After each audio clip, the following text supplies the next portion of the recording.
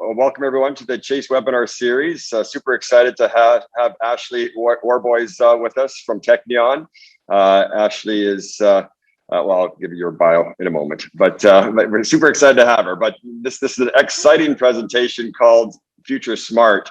And you're going to learn that this presentation has been put together from Teknion and the team from lots of research, lots of studying, lots of observation, lots of conversations, both with corporate clients as well as the design community, as well as looking internally at their own organization to see what the future of workplace may look like. And so I'm really excited to hear the thoughts, the principles and ideas that come from this. This is going to be a 45-minute presentation, 45 to 50-minute presentation, right, Ashley? And we will leave 10 minutes for questions and answers at the end. And we're going to record this presentation, so it's going to be available on our website as well within 72 hours if you go to chaseoffice.ca/events. So you and your colleagues could watch it all over again. And please join us on our next webinar, which will be 2 weeks from today. It's a CEU presentation, CEU accredited presentation called A Common Sense Guide to Coated Fabrics. Actually, a very interesting, very educational one. So, and it'll be a CEU accredited for those that want to do that. All right, so for the bio on Ashley Warboys, Ashley has been with Teknion for 8 years. Working with the product specialist team, Ashley helps translate functions and concepts into solutions. She has a passion for workplace, creating harmonious settings to help support worker well-being. A graduate of Humber College in Design, Ashley has been active in the community since 2006. So welcome, Ashley. Super excited to have you, and the floor is yours. Thank you so much, Danny. Danny knows I love to present. I'm so grateful to be here today. Thank you for everybody who's taking the opportunity to be with us today. I'm going to do my best to stick to my 15 minutes. If you gave me 2 hours, I could give you 2 hours of talking, but I know we're on a timeline today, so I'm going to stick with it, and I'm going to jump right into it. So this is Teknion's presentation on Future Smart. We have undoubtedly faced a world of a lot of uncertainty over the last year and a half. In some cases, we began to ask ourselves questions, as well as our organization, that we maybe not or maybe hadn't considered before. We saw things previously moving at a slower pace, and we have been forced at a very rapid pace to make adjustments and adapt based on new ways of working, new technologies, new ways of supporting how we're going to continue to be effective in our new workplaces, aka our homes. But we believe that space is still a fundamental component to how organizations thrive, but more importantly, how the people within those organizations thrive and how they share information. We also know that if we forgot all the important things that we've learned from the past, we haven't done justice to the progress that we've made today. So new spaces have to be informed by the experiences we've been through. They have to be smart, and now they have to be future-proof. So has anything happened today? I am all about interaction. I love to hear people speak. I know I have some familiar faces on this call who will happily chime in here for me. I know one of my peers was out camping and a bear ate their food. I've had another peer who participated in a bodybuilding competition. Has anything interesting happened to you lately?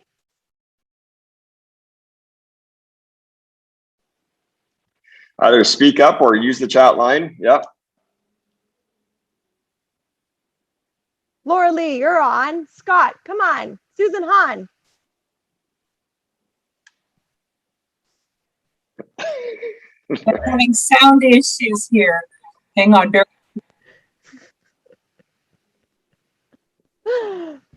I'm like, no, because I don't go anywhere and I don't do anything.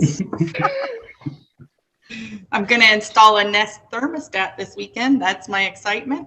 There you go. I was saying earlier on, my son, who's 2 years old, we're transferring him into his big boy bed. So he's now empowered to either sleep in his crib or his bed. Maybe not as exciting as a bodybuilding competition, but I'm very proud and I'm really excited about the process.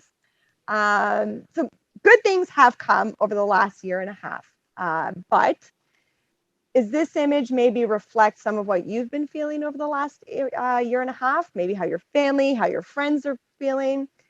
And can you imagine, with all this uncertainty and confusion that we're all feeling, how do clients feel? How do organizations feel? They're being asked to make these really important decisions that are going to affect the next 5 to potentially 10 years of their employees' lives. And we're really uncertain as to what that means, what's that going to look like, how we're going to be impacted. Is everybody going to be vaccinated? Is it pre-vax? Is it post-vax? Is everyone vaccinated? Is partially vaccinated? Are you going to be working from home? There's all these layered elements to workplace design that we haven't had to face before, and a level of uncertainty that we've never had to face before. But through that is excitement. And we're very optimistic as to what's going to come from design over the next 5 years, because I feel there's a huge shift in how we approach workplace design as a result of what we've gone through over the last year and a half. There are over 171,000 words in the English dictionary, and some words we're very accustomed to hearing. Let's be honest: collaboration, focus, big buzzwords in the design world. Never was, variance or social distance a part of the conversation in the design world, but it is now, and this is the reality of the world that we're living in. And although some of these words might have some negative connotation attached to them, in the last year and a half, a lot of good has come out of it. Who bought a Peloton or started making bread? I'm sure there's anybody, hands up. Yeah, I know Danny. Danny started baking bread, correct, Danny? I am not guilty of one of those two things, but I remember reading an article where, like, you either came out of the pandemic having bought a Peloton or learning how to make bread. I did neither of those things, but I did improve on certain skills that I already had, one of which was construction. So my spouse and I bought this 1982 Victorian reproduction home. We were very fortunate to move in like literally a month before the pandemic hit. But it meant we were locked in our house that still needed some work and some TLC. We arguably had maybe had a little more time on our hands since we weren't going out and visiting family. So those skills that I had developed as a single young lady capable of putting together my furniture and hanging artwork, and I was very proud of the fact that I was able to do these things, had developed into a skill set that allowed me to help build this beautiful pergola that you're seeing on the right-hand side. So this is our backyard. Anybody else? Is there maybe a new skill that you developed or an existing skill that you just improved on through the pandemic? I've repainted the interior of my house through the pandemic, and then I had painters come in to do the exterior of the house because it was too big of a job for me to do. Oh my God, I agree. That's something I would never attack. I had to paint some doors and I was like, I'm done. Funny enough, the increase in work and for residential designers has gone up astronomically through the pandemic. I had the fortunate pleasure of teaching design at Humber College, and I keep telling my students they have a very bright future. They're graduating at an impeccable time. I graduated during a recession in 2007, 2008. They're graduating at like the peak of the interior decorating business. So there is a lot of good that came out of it. And I think we all took some time to learn new skills, enhance existing skills, and also took a lot of time to reflect on what's meaningful to us, what we're passionate about, what we want to maybe pursue a little further. Maybe start to think about, who we are today, the person we want to be, and how all this has impacted us and potentially even changed us, because the world's changed. And a lot of good did come out of the pandemic. The speed of science was considerably rapid, faster than it had ever been before. I mean, we looked back in the day, and it was like 44 years in order for them to develop a vaccine. We looked at COVID, and it really took them 9 months. So the speed of science increased rapidly. Our charitable hearts grew, which I absolutely love. The accountability of corporations has really started to shift. And there's a continued growth towards social change. I think we've all taken the time to reflect on how we came to the situation we are. We're going to start to be a little more mindful of our actions and how they impact the world that we live in moving forward. Along with some of those new habits, new skills, new strengths are some new tendencies, some arguably better than others. Did everybody start to develop these like group chats on text messages, on like Blackboard, on, I don't know, you name it, Facebook, you name it. Anybody have a beautiful like work group chat or project group chat they got going on? I know everyone's like, yeah, I've got like 7 different group chats, one for like my teacher group, one for my peers, one for like if I'm working on a marketing initiative. And it's interesting because 93% of people expect a faster response when they ask the question over some form of text messages versus an email. It's that instant gratification that we're all looking for.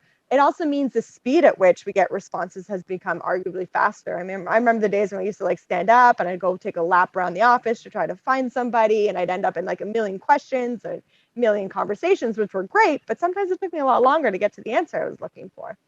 Now, people are sending text messages versus emails for very different reasons. You know, if it's a simple, very urgent question, it tends to be in a text message. If it's something where they request approval or they want to keep a paper trail of, it tends to be in an email. And I don't know about you guys, but I get overwhelmed. Half the time people are like, yeah, I sent you a message. I'm like, which platform? Like, was it on the like email hangout? Was it in an email? Was it in my chat group? Was it on my phone? Like, I'm getting overwhelmed. And then on top of that, acronyms. Over 60% of people are likely to use acronyms. And guys, I always have to Google what half the acronyms are that people send me, and it takes me 10 times longer to understand the text message. You would have been better off just typing the whole thing out, because it actually caused me a lot of headache. My 12-year-old son can decipher every one of these acronyms, but for the life of me, to this day, I'm still getting acronyms that I don't know what they are. But the point is we've become a little more attached to this like instant gratification that we can get.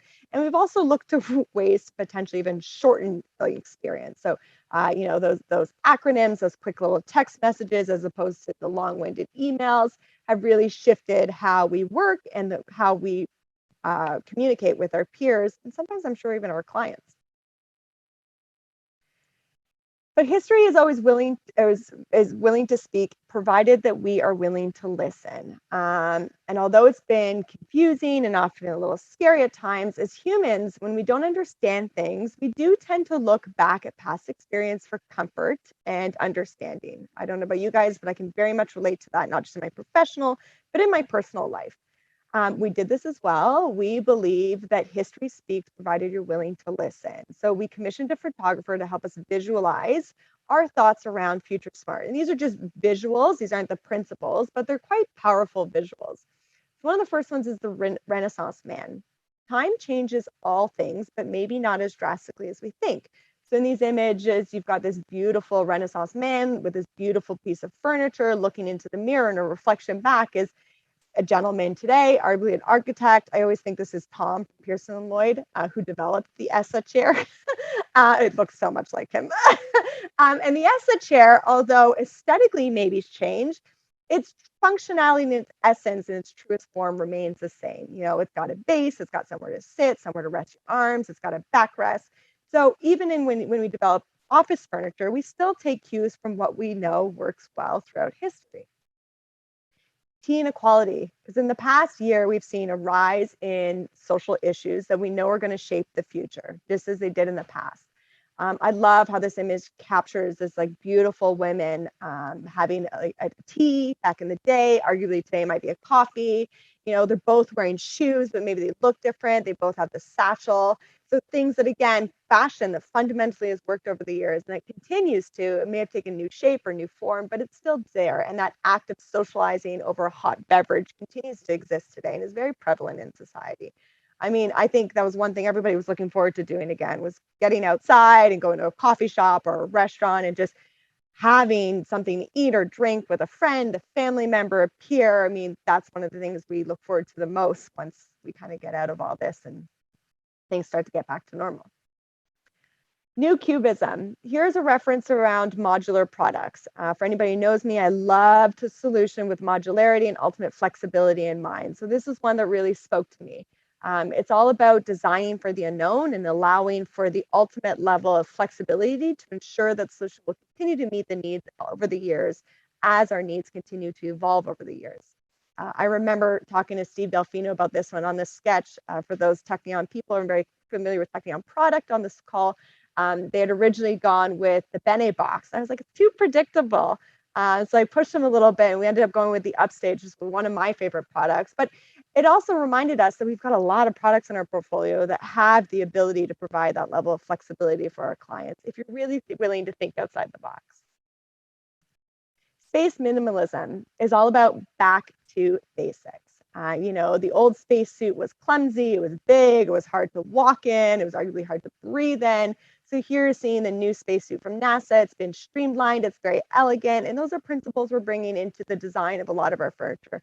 This is from our new collection, Roots, and you'll see it's really about going back to the fundamental basics of furniture. It's not fussy, it's not clumsy, it's lightweight, it's easy to move. All of those assets that are found in NASA's new spacesuit. And my absolute favorite is play, foster, and creativity. I've been very fortunate enough with my 3 kids. They bring this out in me every single day. But at the end of the day, we still want to have fun. We want to have fun not just at home, but we want to in the workplace as well. So here you can see a child's toy, which helped influence one of our new product offerings, Bonds. Again, very clever, very flexible, very agile, very adaptable, and very playful. And it's an emotion that I think we're constantly striving to evoke in all aspects of our lives, and the workplace is no exception to that. I hope this picture of a chair, at least the top half, gives you as much nostalgia as it does me. I think of like pictures I've seen of like my mom by the lake with my grandfather, but it's also a great way to consider what hybrid means. Before the pandemic, 20% of people were working from home. Now, about 71% of people are working from home, and 51% of people want to continue to work from home. There's been a lot of benefits working from home. I remember having a conversation with our CFO, and I said to her, one of the greatest things to happen to me was coming back from maternity leave during a pandemic, because I had the luxury of working from home 5 days a week, although I always did it on some level. And I got to drop my son off at daycare every day, and I got to pick him up at like 5:10 every single day. And I really got to enjoy the time with him. I didn't feel like it was stripped away from me. I didn't go from like 100% all attention and time with him to only like 2 hours a day. So it's really helped me with the transition. And she's like, that's such a great way to look at it and such a great perception to have.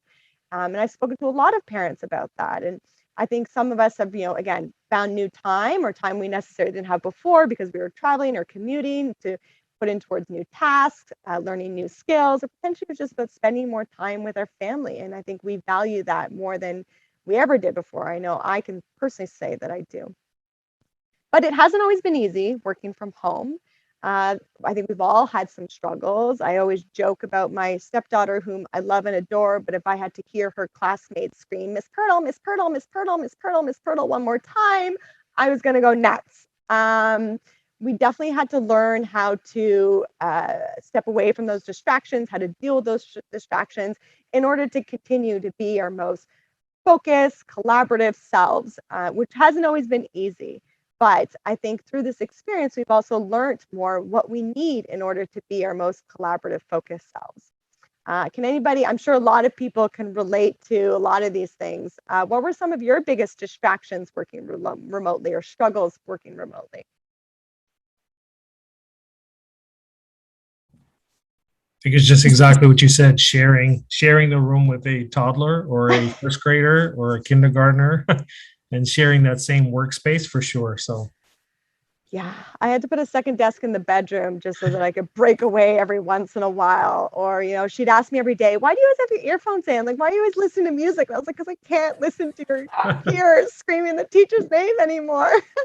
And God love them. And let's give credit to anybody here who has children. Let's give credit to all those children. It was not an easy thing for them, right? They're navigating technology, which for us is hard. So you can imagine what it's like for them.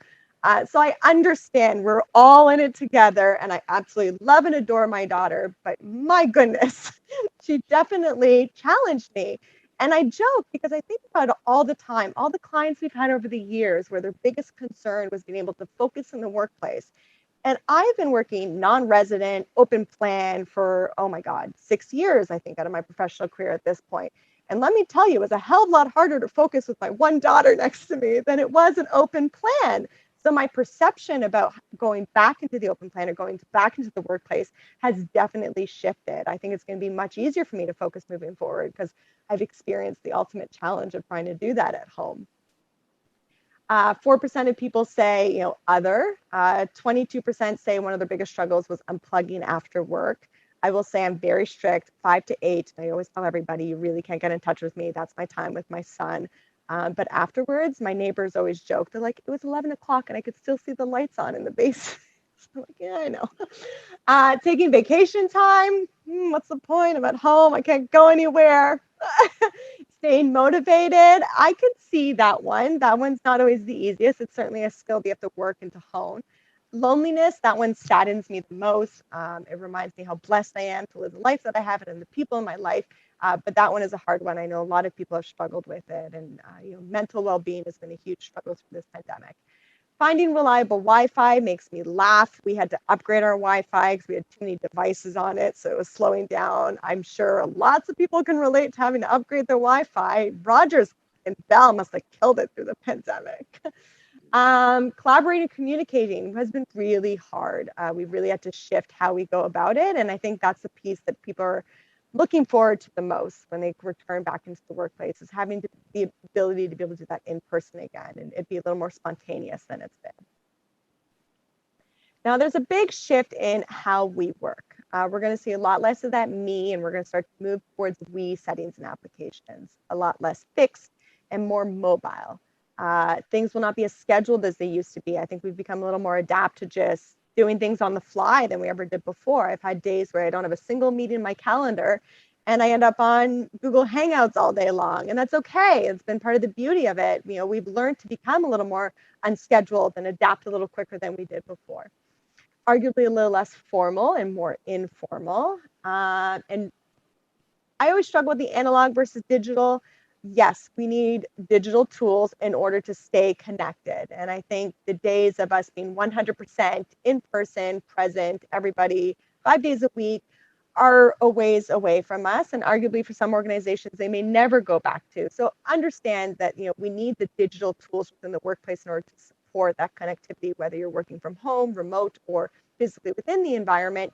But I think people are dying for analog settings. They're dying to be able to step away from their computer, to step away from technology, to have those in-person meetings and not be in front of a screen, and arguably not even around a TV. I mean, the days when I've been at head office, when I'm nowhere near my computer, are my favorite days. And those tend to be my most creative days. I tell my students all the time, if you need to be creative, step away from your computer, because this is the biggest hindrance when it comes to creativity, is your computer. There's also going to be shifts in where we work. We're going to see a lot less of that performance office spaces, a lot more collaborative spaces. And then another one of the major shifts is going to be really towards work from home. We've already expressed, 54% of people have expressed that they want to continue to have some level of working from home. That hasn't been the case for a lot of organizations prior to the pandemic, but they've come to realize that they are capable of doing it, and they are capable of achieving focused work, especially having gone through, the struggles and the inconsistency and those new habits we've had to develop. But now we have a better sense of what we need in order to be able to do it. And most organizations will continue to support some level of work from home moving forward. Now, here's a quick little word problem just for the fun of it. If an office space must be designed to combine H, the human needs, and P, the physical needs, with a floor plan of Y and a budget of X, write an equation to solve for F, the future. So here's our little equation. I'm not a math person by any stretch of the imagination, but the human needs plus the physical needs divided by the floor plate multiplied by the budget equals a future smart office.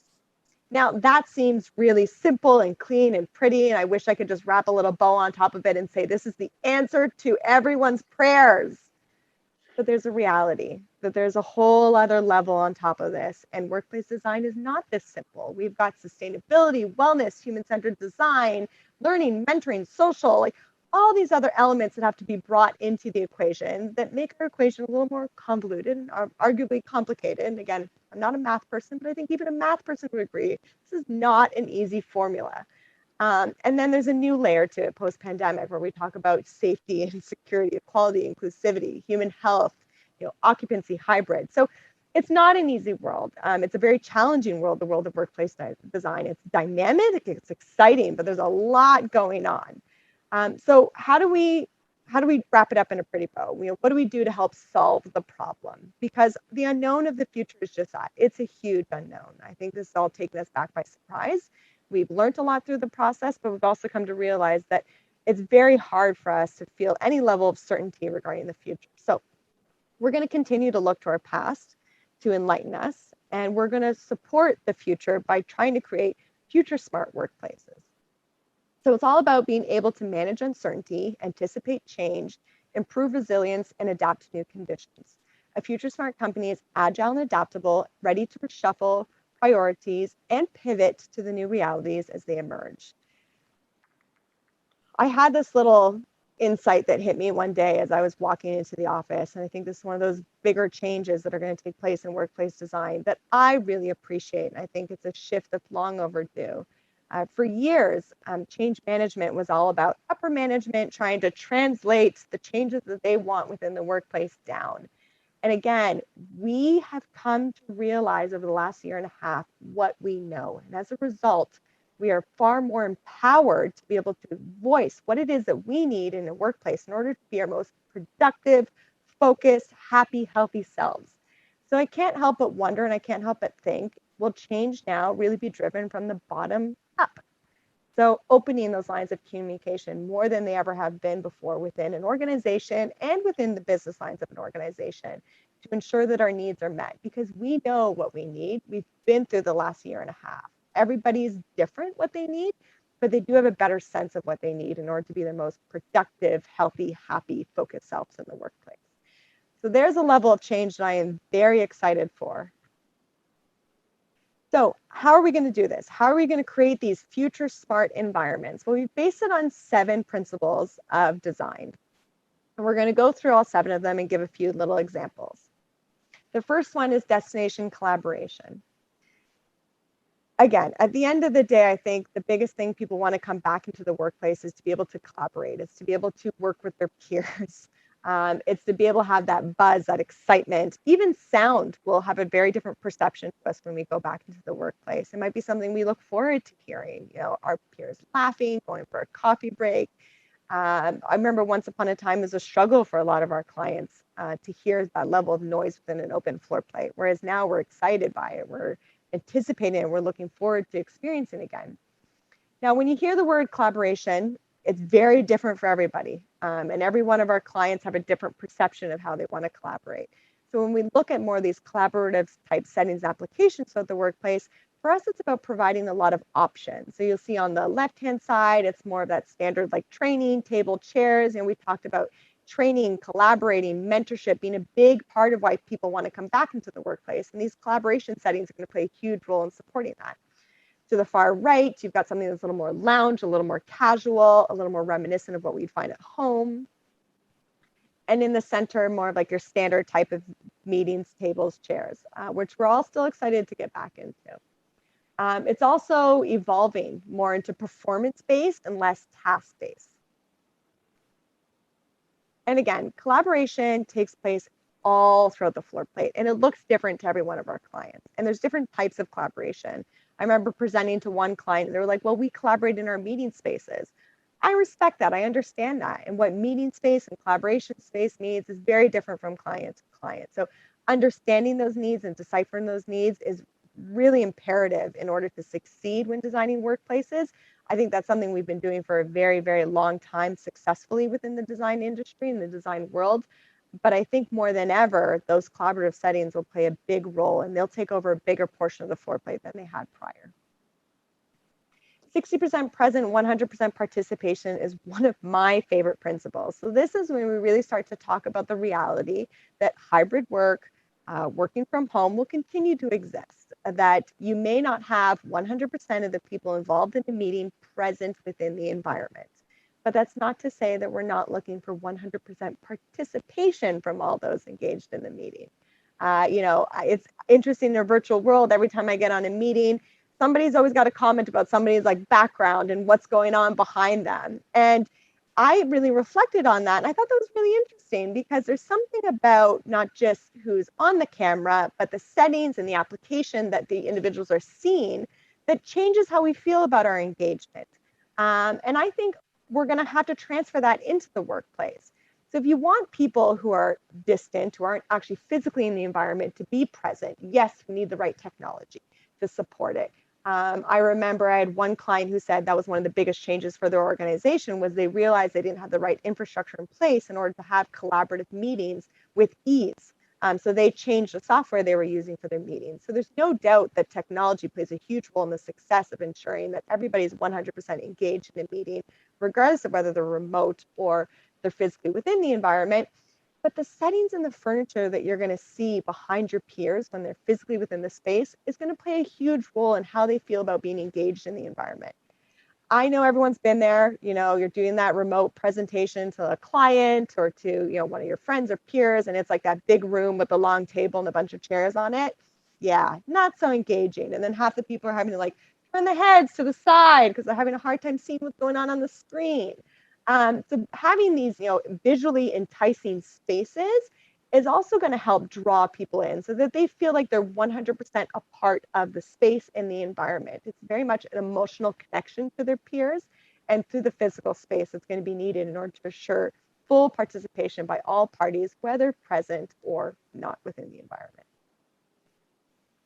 This is just a little set of parts that we had put together, and it just shows a level of flexibility to these solutions within these spaces, because the types of meetings that are going to take place within these environments are arguably going to differ drastically. So having the ability and the flexibility to alter the settings and applications to ensure they meet the needs of any type of meeting that has to take place in these environments is really important. It also just keeps things interesting. Again, it's not like every time you're going to pop on that screen, you're going to see the same people and you're not going to see the same furniture setting. You're going to see it reconfigured, and you'll quickly learn what works for you, what doesn't work for you, but you're going to be empowered to figure out what works for you and within that space. Flexible timelines. This is a big discussion point for the team, for the Future Smart team, that developed the theme. And a big discussion that came from it is our clients' desire for change, their need for change, their openness and willingness for change. And we have clients that fall on different levels of that spectrum. Sometimes some of our clients, we refer to them as our daily change clients. So they're the ones that want to fully empower the users to have the ultimate flexibility within the space. They can move things around as they see fit. They can move things around to align themselves with the daylight. I don't know about you guys, but that's a big thing for me. If it's glaring onto my screen, I need to reposition myself. Sometimes I get too hot, so I got to reposition myself. So again, this is one of those things we've come to learn working from home, that even daylight has a huge impact on us. I'm very fortunate. This is my basement, but I still have a lot of natural light flooding through. Not always the case, but I'm very blessed. So empowering yourself to be able to reposition yourself based on your immediate needs, whether it be to collaborate with somebody, to have maybe an impromptu meeting with your peer next to you, or even just to realign yourself with nature, windows, whatever the case may be. Some of our clients are really looking to that full level of change on all aspects of the solutions throughout the workplace. Other clients are saying, I want some level of flexibility so that I can adapt to the uncertainty of what's to come, but not too much. So we refer to these as our monthly change clients. It's some level of user flexibility, but it's still driven primarily by facilities. But you could take a solution, and maybe today, right now, it's for 4 people with a couple lounge settings. And then eventually, maybe as people go back into the workplace, you may want to start to separate them. We really start to broaden that 6-foot distance so everybody feels safe. But the point is when we're thoughtful and mindful regarding these applications and the types of pieces and furniture pieces we leverage within them, it provides our clients, the users, the ultimate flexibility to be able to make those adjustments over time. And then we have our yearly change clients. And these are those clients that, they love their workstations, the users are fixed, they're going to continue to be assigned. But, coming back into the workplace, they also realize they're going to need to add a level of privacy to ensure that mental as well as the physical well-being of their employees are in place. This would be 100% user-driven adjustments, but ensuring that, again, the product has the flexibility to make those changes as well as go back once they maybe start to feel a little more comfortable and want to start to bring down those visual barriers. So for every one of our clients, their appetite, their need, their desire for change may alter. It might be slightly different. For some, it's a little more, some it's a little less. But at the end of the day, embedding that flexibility in the solutions allows them to morph and adjust to whatever may be coming their way in the future. Choose your experience. When we asked what people were most looking forward to in going back to the office, an overwhelming response was freedom of choice. Again, a theme that had been apparent prior to the pandemic, But having experienced the luxury of our homes and the luxury of being able to choose where within our homes we work has again empowered people to be able to voice that this is something they really need. I don't know about you guys, I can't sit at a desk all day. I have a height adjustable desk and I still can't do it. I tend to move, we tend to reposition ourselves. So that level of choice will be very relevant and prevalent within the workplace moving forward. So having a future smart office that offers employees the opportunity to choose their experience and allows them to decide what that looks like, what makes the most sense for them at the moment, will be very meaningful to those that occupy the space. So although we've been discussing the need for spaces that provide flexibility, a multi-purpose or built for change, there's also need for simple, well-understood spaces, spaces that serve a purpose, they have a cue, there's an intent in place for them, and the user knows exactly what tasks they will be achieving when they're inside that environment. It could be a formal meeting space, maybe it's something like that little library in the middle there where you just need to perch for the day. I always joke with our dealer partners that they're going to go read their RFP documents there for the day, or maybe just a quiet little nook to take a little breath, catch up on some emails. Every once in a while during the day when I'm not in the office, I don't have the luxury of pictures of my son in front of me, so I definitely need to pop onto my phone and just cruise through my camera roll. But again, that's something I've come to realize is very meaningful for me. And taking that time to just reflect on whatever it is that makes you happy is something that you're going to want to have the settings and applications for in place when you do go back into the workplace. Frame of reference, because planning in an office space, it involves people, it involves furniture, but it also involves architecture. And a very key ingredient to interior architecture is this whole trend around micro-architecture. And this is the ultimate flexibility. You know, with the previous version, with Choose Your Experience, we talked about a lot of fixed architecture. But here it's really about empowering the users to the ultimate level. They're not just going to be adjusting the space, the environment, the furniture settings, but they're going to make adjustments to the architectural elements in order to adjust the settings to their needs. Whether that be flexibility in curtains, fabric, whether it be panel elements. You know, this is some of the ways that they'll be adjusting the level of light that comes in. They'll be adjusting the level of sound that filters out as well as coming in. So this is the ultimate flexibility regarding environments within the workplace. Add fashion to function for me is all about the little black dress. It's all about finding, you know, that key staple, the key investment that our clients and organizations are going to make in the furniture, but then also understanding where there's that room to play. You know, I always joke, my doctor laughs because I'm the only patient she's ever had. My son was breached. I'm the only patient she ever had that came in for a scheduled C-section in 3-inch heels. My peers are laughing because I'm well known for my high heels. But now becoming a mom, my little black dress might look a little different sometimes. I'm all for, you know, that fashion statement of like the kicks, the little black dress. I still wear my heels once in a while. Maybe it's flats, but the point is the investment in that beautiful black dress is still of value to me today.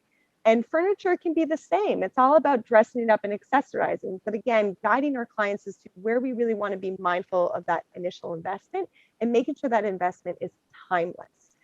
So here's an example of a setting and application done in a very monochromatic scheme. But look at how easily just changing out a few components, adding a couple little cushions, adding little pillows, maybe changing out some of the architectural elements, spray painting the light fixtures, all about the DIY these days.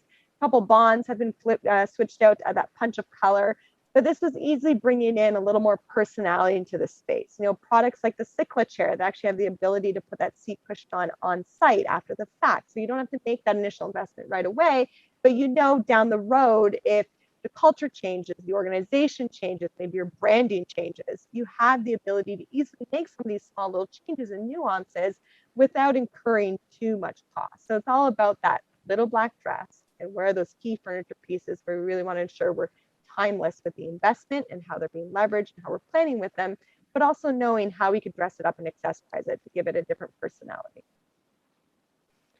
And then last but certainly not least, because I am coming up to my time, meeting to meditation.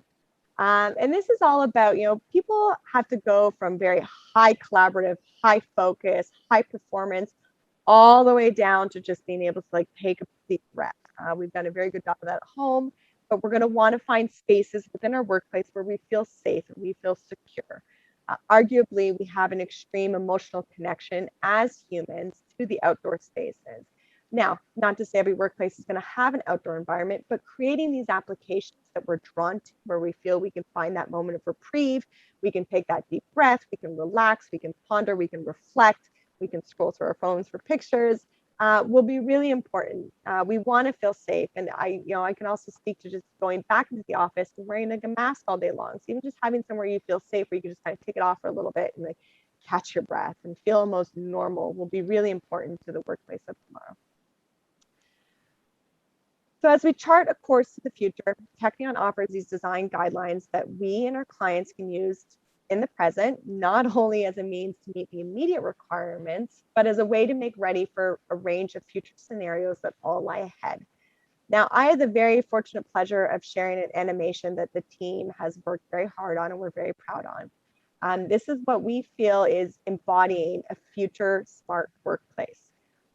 You will hear us touch upon the trends, but it's not about the trends, because an effective workplace, an engaging workplace, a workplace that's going to draw people back in, there needs to be an emotional and a psychological aspect to designing those spaces as well. And the settings and the applications within those environments need to support all those different needs.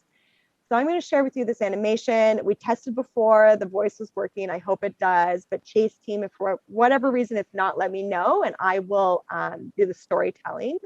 It's a beautiful story that we're very proud of. So let me know if it doesn't work. But here is a future smart work.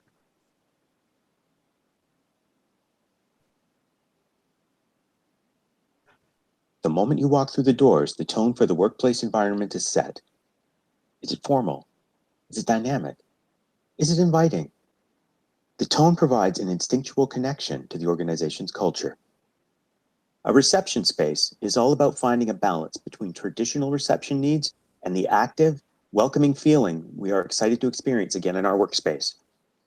You are greeted with warm materials reminiscent of the comfort of home, making the transition back into the workplace a bit easier. There is a profound need to give conscious thought and consideration to the people that the planning and experiences we are trying to create will impact. The return to the office needs to be sensitive to the hesitation, excitement, and possible unease that employees could feel on their return, and also be ready to accommodate the new ways we will work. Formal meeting rooms have been reimagined to be more active and collaborative. Acknowledging the need for balance, informal settings can be found throughout the environment.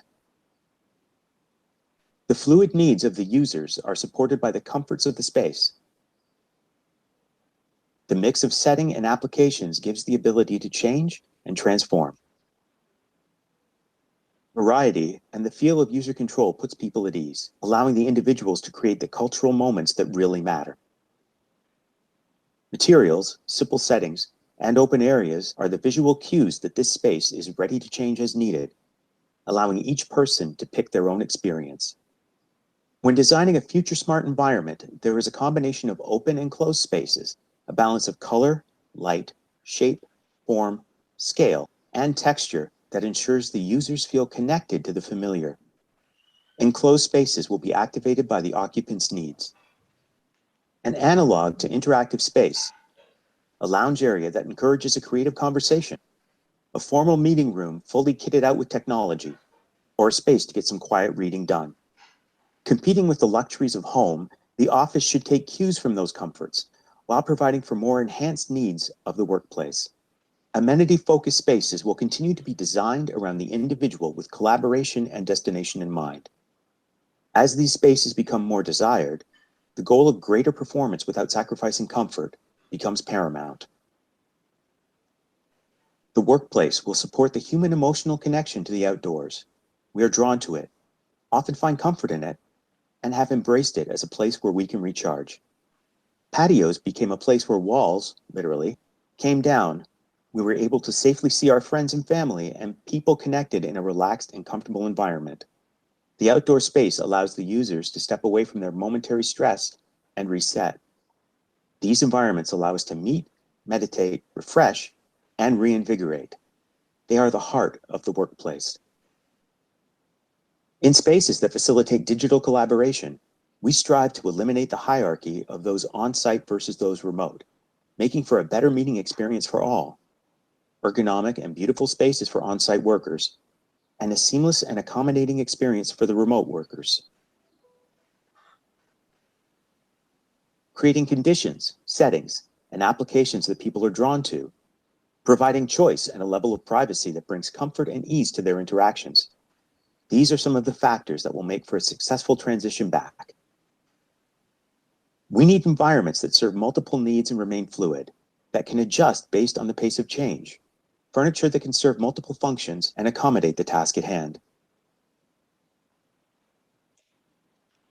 The need to focus with less distractions is an ongoing challenge in the workplace, but our spaces can no longer have one purpose. They must be able to allow for a seamless shift from focused work to connection and co-creativity, all based on the user's immediate needs. The office needs to become a destination, a place that invites you in and excites you about what you're going to achieve that day. That feeling is created by the individuals, the environment, and the settings. These are our emotional connections to a space that create a sense of belonging and accomplishment. Each morning should bring excitement to get into the office. Maybe the coffee is better, or your favorite teammate will be there with you that day, or you're kicking off a new project, or it's just good to go somewhere. We are social beings, and we perform at our best when we are energized by others.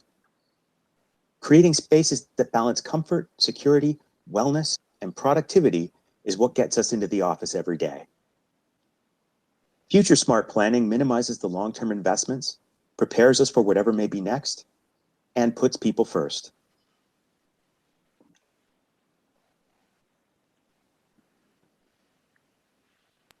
Thank you.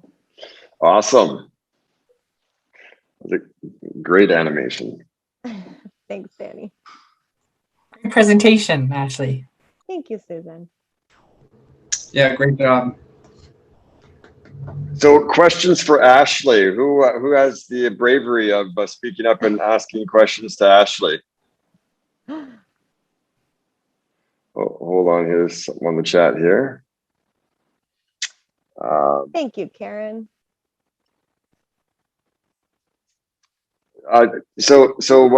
Ashley, somebody's asking if are we able to get a copy of the animation and share it to organizations? Teknion will be launching it very shortly. You guys are getting the sneak peek today. Okay, sounds great. But Mark, I love your enthusiasm for it, though. Greatly appreciated. What were some of the direct question that came to me was what were some of the surprises that may have Teknion may have discovered when they were going through this research and studies and stuff for the future smart workplace? I think what surprised us most was how aligned pretty much all organizations, every one of our clients were. So we took the time of like everybody going off on their own, doing some research, talking to clients, talking to designers, talking to their peers, doing reading, and really tapping into what we had experienced. And then when we all came back together, there were just so many common threads that were found that made it really easy for those 7 principles to come to life. Surprisingly easier than I think any of our themes had been historically. So although uncertainty's there, concerns there, alignment is there. People, again, know more now today about what it is that they need than they ever did before, and they're going to become more vocal about it than they ever were before. But it was surprising how aligned everyone was. It actually made the process very seamless, which I hope is going to translate into designs for our clients as well. I'm hoping it'll be just as seamless. I joke, I know it never is, but. Great. Other questions? Obviously things are changing again, like you're saying, so rapidly that what was even relevant a year ago or even 6 months ago is even different today. So, any sneak peek or thought of kind of where we're at, even within this last 30 days, as the heat's really turning up and people thinking about and trying to get back to the workplace? Yeah, I've been fortunate enough to do this presentation a few times, and there's one line that seems to always resonate with people or kind of take them back. And it's something a lot of our clients hadn't thought about. And it's the line in the animation when we say, the workplace is going to have to compete with the luxuries of home. And I think that's something our clients are going to have to be really mindful of moving forward. The luxuries of home mean we don't have to commute. The luxuries of home mean we can get our coffee, our tea, you can get whatever snack you want out of the fridge. You can sit wherever you want to sit. These are luxuries that we're not always privy to in the workplace. And when positioned that way, when you start to think about the workplace that way, I could see the shift in them being like, okay, this is the mark we're missing. This is what people need. Yeah, we're competing with something really big that people are very comfortable with at this point. And we're going to have to figure out what works for them, what they need, and figure out how we're going to bring that into the workplace. Because you're going to have to entice them to commute 2 hours a day just to go into a physical environment when they know they've been able to achieve those exact same tasks within their own workplace, their own homes. Yeah, that's a great thought. There's something on the chat here from Satinder. It's how much square footage, any kind of split in terms of square footage between the desk office space versus kind of a collab meeting space.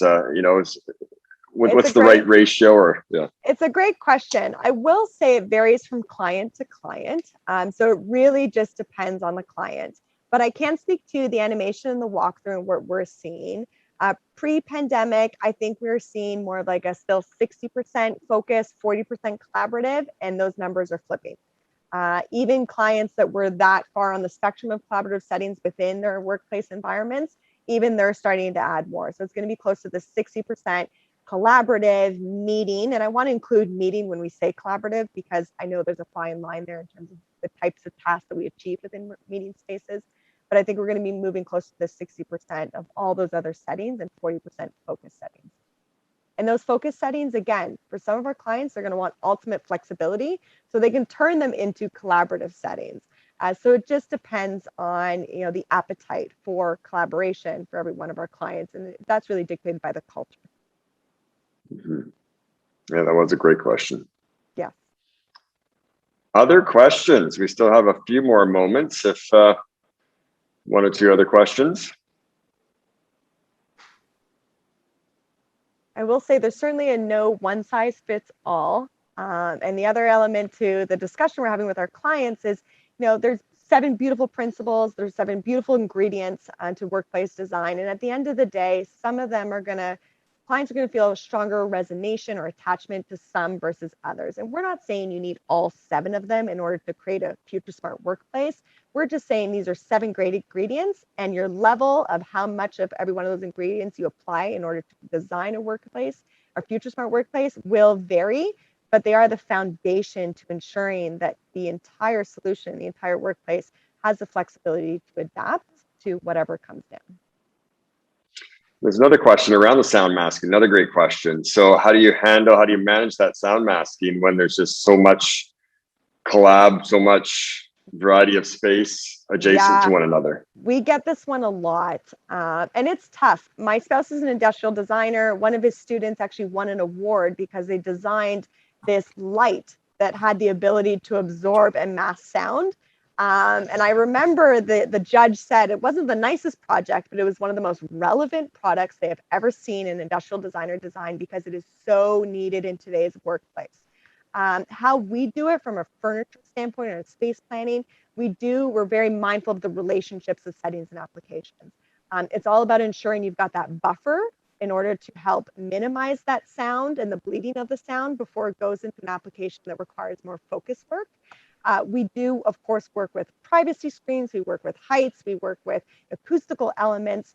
But at the end of the day, this is, again, one of those things. One, it takes a 360-degree approach to it. It's about working with the designers to also ensure that the right finishes are in place, the right flooring applications, the right sound baffles within the ceiling. So it's so much more than the furniture, but one of my biggest considerations is always the relationships of the settings and applications and ensuring we've got those buffer settings to help minimize the bleeding of the sound before it goes into a more focused type of application. Yeah, great question. Mm-hmm. Okay, and then the last question. Let's see here. Okay, I gotta try to see what we're saying here. Okay, give me a moment.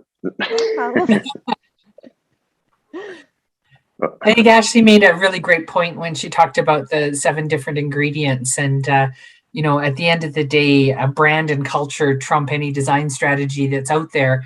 And what we're providing is a selection that might require 1 or 2% of something and 20% of something else and none of something else and 50% of something else. So it's just providing that selection. And she did a good job of laying out the different options that are available.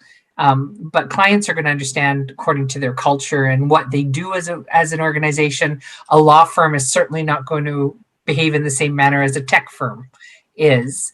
And so the ingredients are going to shift, but they'll all be a sort of a blend of most of them to come up with that final result. Right, Ashley? Yeah, and you know, I had the fortunate pleasure of working on one of our showrooms where I was asked to make it or design it or redesign it in such a way that it was future smart. And I will say this also about when we were designing the future smart floor plan, at no point did we sit down and say, this has to be 6100, this has to be add fashion to function, this is architecture. The principles naturally emerged. Did we refine the solutions to align them to the principle? Yes. But I think that's what also makes them so powerful because we know they work. They've worked before. People saw value in them pre-pandemic. They just see even more value in them today. And they naturally emerge in the process of very thoughtful design. And that's what I love about them. It's not something you have to force onto a floor plan. They'll come. Do you refine the furniture settings in order to make sure that they are as adaptable as possible based on the client's needs and the culture's requirements? Yes. But I love that they just naturally emerge, that nothing feels like it has to be forced onto a floor plate. Yeah, we're facing a time where certainly we've seen the work from home is effective, but we've also seen that it doesn't create as much innovation and as much creativity, and it does stifle an organization's ability to grow and maybe even an individual's ability to grow within an organization. So the companies that need to entice people back to the office, and they need to be thinking about that as they're planning their space. It isn't just about creating a functional workspace. It has to be enticing that home office that Ashley spoke of, that feeling of making them want to go back there so that we can innovate, create, collaborate, and rise up as we come out of this. Excellent. So, so the question, again, just trying to go through this question here, is basically, what would be the step one? An organization wants to say, you know what, you're going to kick off. They want to start in the right foot. What would be the step one for starting this future smart planning for an organization? Danny, you didn't set that question up, did you? No, I didn't. There's a number of questions. Well, we have another webinar coming your way that we refer to as reactivation. And it is all about how to take an existing client with an investment in furniture and how to reactivate and re-energize their space in order to entice them back into the workplace. And we also have some incredible tools that we've been developed, some change management or engagement tools with clients that we look forward to sharing with you guys at our next webinar. Awesome. There we go. Okay, well, we're going to stop there. Thank you so much, Ashley. And we want to thank everyone for taking the time to join the Chase webinar series. Again, great presentation, Ashley. We really want to ask everyone to please fill out the survey. When you do get the survey request, that's how we get better. That's how we bring more relevant topics to our future series presentations. And please remember to register for the October 7th webinar. Is called A Common Sense Guide to Coated Fabrics. It is a CEU accredited course. Look forward to seeing you there at chaseoffice.ca/events to register for that. And again, thank you so much, Ashley. Thank you so much to Teknion and everybody that attended here today.